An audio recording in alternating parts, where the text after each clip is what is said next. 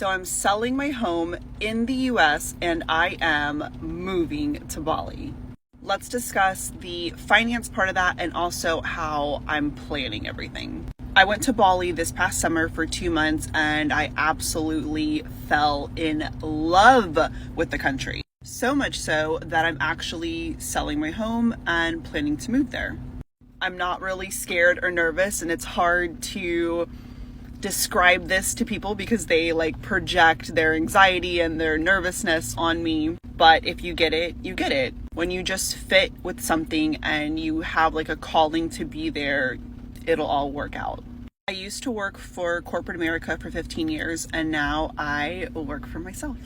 I finally realized that I don't want to trade my time for money, which is the biggest fucking scheme that society tells us. Bagi banyak bule, Indonesia itu bukan sekadar destinasi wisata, tapi benar-benar terasa seperti kepingan surga di bumi. Bayangin aja, di sini mereka bisa menikmati alam yang indah, makanan yang lezat, biaya hidup murah, dan satu hal yang paling bikin mereka jatuh cinta, keramahan orang Indonesia.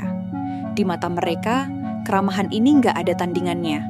Banyak yang bilang, orang Indonesia selalu menyapa, selalu membantu, bahkan ketika mereka lagi kesulitan. Dan yang paling mengejutkan, ada juga yang sampai dikasih makanan gratis. This is exactly why I love Indonesia. 5 minutes ago, I entered a local restaurant which is called a warteg, and I ordered my meal in Bahasa Indonesia, the Indonesian language, and there was a gentleman inside the warteg.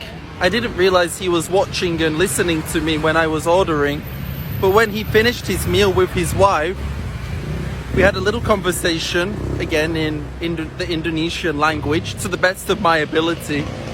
And guess what he did? He paid for my meal. What a beautiful and kind gesture by a complete stranger, just because he appreciated my efforts. Assalamualaikum bang. Just because he appreciated my efforts at speaking his language. What a nice person. Just got given a free meal in Java, and let me tell you, it was amazing. I was walking around Banyuwangi when I noticed a lot of people outside this fried chicken restaurant. It's also known as Ayam in Bahasa. Started to see what was happening, and I was immediately greeted with all these friendly faces. The owner jumped up and he gave me a seat, of course, and of course I was having lunch there now. He was the only person who could actually speak a little bit of English, so we tried to communicate, and we also had to use Google Translate. The next thing I know, the lady from behind me jumps up and says, "You're having to come to try the chicken and you're coming to see how it's actually made." I hadn't eaten fried chicken ever since my terrible experience in the Philippines, but I had to have this one, and let me tell you, it was way better than KFC. I had contacts, and when I asked to pay, he refused. He really said just no, and I tried so hard to do it. So what we did is we got a photo, and I just said, I'll tell everybody to come here if they're ever in Banyuwangi. Pengalaman sederhana kayak gini justru yang bikin mereka merasa betah. Mereka sadar, kehidupan di barat yang katanya glamor itu nggak selalu indah. Di Amerika misalnya, gaji memang besar, tapi stres juga besar.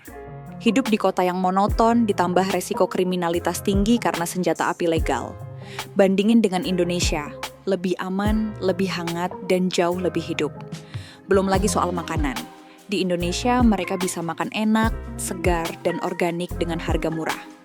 Sementara di barat, kebanyakan harus puas dengan junk food mahal yang bikin bosan. Nggak heran, ada bule yang sampai rela jual rumah di negaranya, hanya demi bisa tinggal di Indonesia. Bagi mereka, Indonesia itu bukan cuma tempat liburan, tapi benar-benar rumah kedua. I just got the news that my house has sold. And I'm on my way to Bali. I might make a few pit stops first, but I couldn't be any more excited. If you don't know, I have sold my house in Houston, Texas, and I am moving from Texas to Bali, Indonesia. Now the next steps are to start selling my furniture. I'm not going to put anything in storage. All I'm taking with me is whatever fits into my suitcases. And as you can see from this room and this room, I've already started selling some of my furniture. I just have to sell the rest of the items in the house. Here are my top 3 reasons why I've sold my house in Houston, Texas, and am leaving to Bali, Indonesia indefinitely. Coming in at number 3, it's boring as hell in Houston. Other than bars and clubbing, there's really not much for me to do here. Whereas in Bali, I have the option to go into the jungle, to go surf for the day, to go lay out on the beach and be a beach bum. There's so much more for me to do in Bali versus Houston. Coming in at number 2 is the food. I actually ended up losing 10 pounds while in Bali because the food is much more organic and pure. I don't know if you guys can tell, but my face is so much more puffy and inflamed, and I've had a PCOS flare ever since I got back to the States.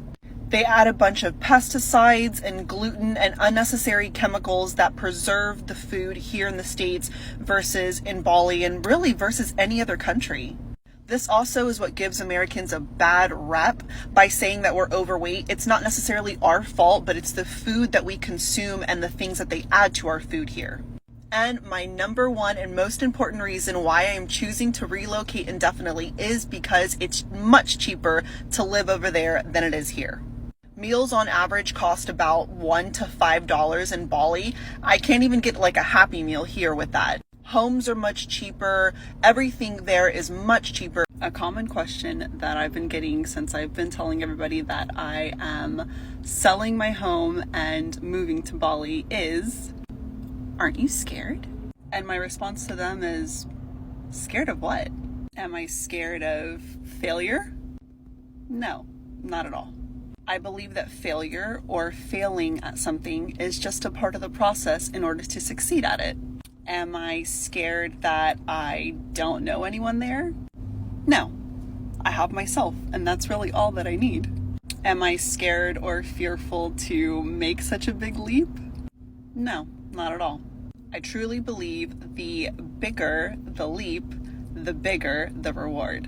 I embrace this journey full-heartedly, and I am so ready for my next chapter, and I'm glad that all of you guys are here to watch me. So I live in Indonesia right now, and it's crazy how much your perspective changes when you move to a country like this. Because in the Western world, you see people that have everything that they could ever wish for. They have a nice house, they have a pantry full of food, yet they're unhappy and ungrateful for their lives. Yet there are people who are living here in Indonesia who literally live in huts with barely enough money to provide for their families, yet they're happier than most of the people in the Western world. So yes, I think perspective is very important, and I think sometimes it takes seeing the other side of the cube to gain that perspective.